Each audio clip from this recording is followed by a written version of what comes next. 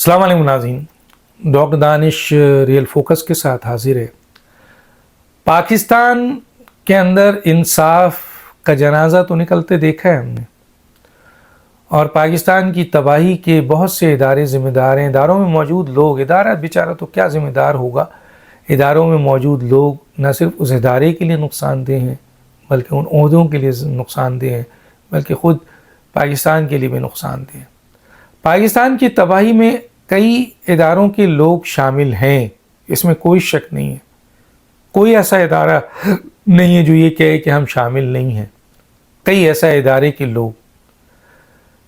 لیکن آج تک پاکستان میں مختلف اداروں کے لوگوں کو سزائیں ہوئی، چاہے وہ پارلیمنٹیرین ہوں، پولیٹیشنز ہوں، بیوروکریٹس ہوں، میڈیا پرسن ہوں، یا آپ کے آرمی سے ریلیٹڈ لوگ ہوں۔ لیکن اگر کسی کو سزا نہیں ملی، جو سب سے زیادہ ذمہ دار ہے وہ جوڈیشری ہے۔ جوڈیشری پاکستان کی تباہی کے سب سے بڑی ذمہ دار ہے، اس میں موجود لوگ سب سے بڑی ذمہ دار ہیں۔ اس کی وجہ یہ ہے کہ جس کے پاس سب سے بڑی طاقت ہو وہ سب سے بڑا ذمہ دار ہوتا ہے۔ اللہ کے بعد اللہ نے اگر کسی کو طاقت دی ہے، وہ قاضی کو دی ہے، وہ جوڈیشری کو دی ہے، اس کے پاس بہت طاقت ہوتی ہے۔ فوج، بیوروکریسی، میڈیا، پارلیمنٹ، انتظامیہ، کوئی اس کے طاقت کا مقابلہ نہیں کر سکتا۔ اصولی طور پر جو آئین طاقت دیتا ہے، جو شریعت اللہ طاقت دیتی ہے عدالت کو، تو اسی لیے احتساب بھی سب سے بڑا انہی لوگوں کا ہونا چاہیے جن کو اللہ تعالیٰ سب سے زیادہ طاقت دیتا ہے۔ بھئی ایک عام پاکستانی اگر کسی جگہ رہتا ہے معصوم سا، پاکستان میں حالات خراب ہیں، تو وہ ذمہ دار تو نہیں ہوا نا، اس ملک کا حکمران ہوا، اور سب سے زیادہ وزیر اعظم ہوا، کیونکہ اس کو اللہ میاں نے اختیار دیا ہے۔ اس عام پاکستانی کو تو اختیار نہیں دیا ہے۔ اس سے تو آپ معیشت کی بحالی، بے روزگاری، لا اینڈ آرڈر سچویشن، انتظامی معاملات، انصاف کے معاملات، اس پہ تو آپ اس سے باس پرس نہیں کر سکتے نا۔ باس پرس تو آپ کو کرنا پڑے گا اس شخص سے جس کے پاس یہ اختیارات ہیں اور طاقت بھی ہے۔ تو اسی طرح سب سے زیادہ طاقت جو ہے وہ اللہ میاں نے اور پاکستان کے آئین نے عدلیہ کو دیا ہے، اور عدلیہ کے ان ججز کی بھاری ذمہ داری ہے کہ وہ اگر کچھ نہ کریں، ان سے کوئی یہ نہیں کہا جا رہا ہے کہ وہ ڈنڈا اٹھائیں، وہ صرف یہ ہے کہ وہ قرآن و سنہ اور آئین کے مطابق، انصاف کے مطابق، قانون کے مطابق فیصلے کر دیں۔ لیکن افسوس کی بات ہے کہ پاکستان کی مختلف عدالتوں میں آئے ہوئے مختلف ججز، میں سب کی بات نہیں کر رہا، پاکستان میں بہترین ججز بھی آئے ہیں، لیکن ایک بڑی تعداد ایسی بھی ہے جنہوں نے اس پاکستان کے انصاف کو، پاکستان کے قانون کو، پاکستان کے آئین کو، پاکستان کی عدلیہ کو تہس نہس کر دیا۔ اس کی بنیاد پر پاکستان کو بے شمار نقصان پہنچا۔ اس لیے ان کا کبھی ہم نے نہیں دیکھا کہ بڑے بڑے فیصلے ہوئے جس میں پاکستان کو، اہم ترین حکومت کو، اہم ترین لیڈرز کو نقصان پہنچایا گیا، لیکن اور انہوں نے مانا بھی اور دنیا نے مانا بھی، لیکن ان کا کوئی احتساب نہیں ہوا، کیونکہ ان کا احتساب سپریم جوڈیشل کونسل کرتا ہے، ججز خود کرتے ہیں۔ یہ بڑا خوبصورت انداز ہے۔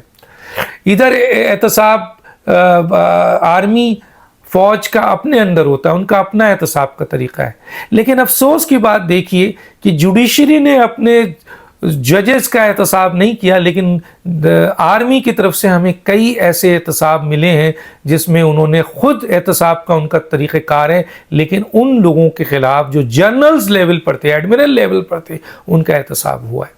چلیں کوتاہی بھی ہوئی ہوگی لیکن احتساب نظر آیا ہے۔ پارلیمنٹیرین کا احتساب بھی نظر آیا، کوتاہی بھی ہوئی ہے، بہت لوگ چھوٹے گئے۔ سیاستدانوں کا احتساب نظر آیا، بڑے بڑے سیاستدان چھوٹ گئے لیکن احتساب بھی ہوا ہے، بیوروکریسی کا، میڈیا کا، لیکن ججز کا نہیں دیکھنے کو ملا۔ اب ہم ایک ایسی جگہ جا رہے ہیں کہ جہاں سپریم جوڈیشل کونسل کا اجلاس ہوا اور ایک سرونگ جج مظاہر نقوی، جس کے خلاف ریفرنس موجود تھا، اور جسٹس عطا بندیال جو چیف جسٹس آف پاکستان تھے، سپریم جوڈیشل کونسل کا اجلاس ہی نہیں بلا رہے تھے، کیونکہ اجلاس آئے گا تو ان کے یہ دوست ہم خیال جج پکڑے جائیں گے اور ان کا احتساب ہو سکے گا۔ چنانچہ انہوں نے اجلاس ہی نہیں بلایا۔ اب جبکہ ان کے جانے کے بعد جسٹس قاضی فائز عیسیٰ آئے ہیں۔ جسٹس قاضی فائز عیسیٰ کے بارے میں پاکستان کی عوام کی رائے ہے کہ یہ ایک بہترین منصف ہے، اور نظر بھی آ رہا ہے اور ان کا عمل بھی ظاہر کر رہا ہے. اور اسی لیے انہوں نے سپریم جوڈیشل کونسل کا بلایا اجلاس جس میں 5 ججز موجود تھے اور مظاہر نقوی کا ریفرنس جو موجود تھا اس کو لایا گیا اور اس ریفرنس کو وہاں ڈسکس کیا گیا اور 4-1 سے ان پر چارج شیٹ یعنی فریم چارج کرنے کا حکم جاری کیا گیا. اور یہ پاکستان کی تاریخ کا ایک بڑا واقعہ ہے کہ سپریم کورٹ کا ایک سرونگ جج جس کے ریفرنس سپریم جوڈیشل کونسل میں موجود تھا اور کئی عرصے تک چیف جسٹس جس کا اختیار تھا سپریم جوڈیشل کونسل کا اجلاس بلانے کو اس نے نہیں بلایا. اور اس کے بعد اب جب کہ وہ چیف جسٹس چلا جاتا ہے اور لگ یہ رہا تھا کہ اس دفعہ پھر عدالتوں میں موجود ججز کا احتساب خود سپریم جوڈیشل کونسل نہیں کریں گے کیونکہ اس سے راستہ کھلتا ہے ان ججز کے خلاف جنہوں نے اس عہدے کا آئین کا اور حلف کا ناجائز استعمال کیا, کرپشن کی, بڑی غلط فیصلے دیے, انکانسٹیٹیوشنل آئین توڑا. ان کا احتساب نہیں ہوتا تھا.